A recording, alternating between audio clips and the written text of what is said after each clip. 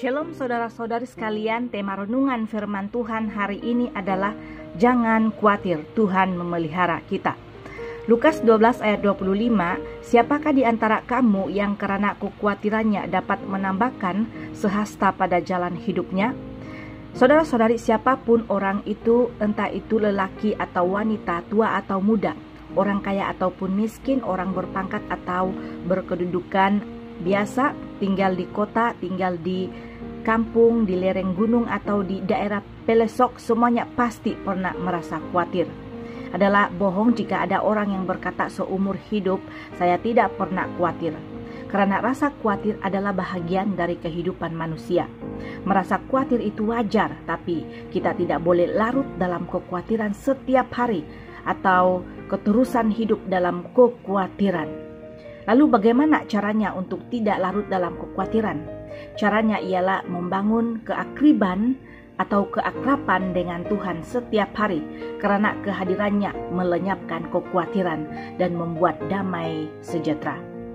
Maka itu saudara-saudari, 1 Petrus 5 ayat 7 mengatakan, serahkanlah segala kekhawatiranmu kepadanya sebab ia yang memelihara kamu.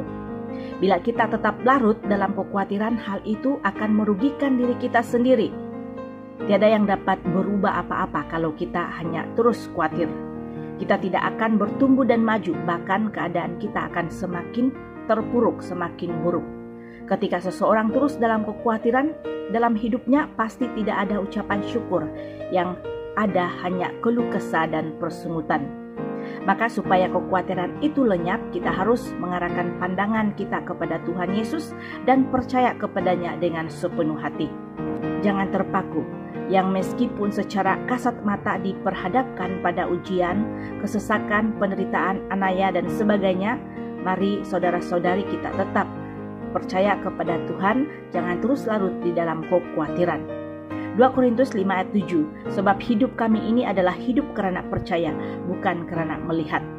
Perhatikan juga riwayat perjalanan bangsa Israel keluar dari Mesir menuju tanah perjanjian. Meski harus melewati padang gurun yang gersang dan panas selama 40 tahun, mereka tidak pernah berkekurangan. Tuhan memelihara mereka dengan caranya yang ajaib, tiang awan dan tiang api senantiasa menaungi mereka. Ketika haus, Tuhan menyediakan air. Ketika lapar, Tuhan mengirimkan mana, roti surga dan juga burung puyuh.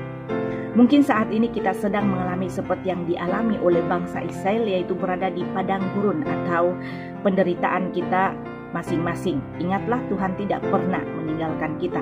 Jangan lagi khawatir, yang terpenting Matius 6 ayat yang ketiga, carilah dahulu kerajaan Allah dan kebenarannya, maka semuanya itu akan ditambahkan kepadamu.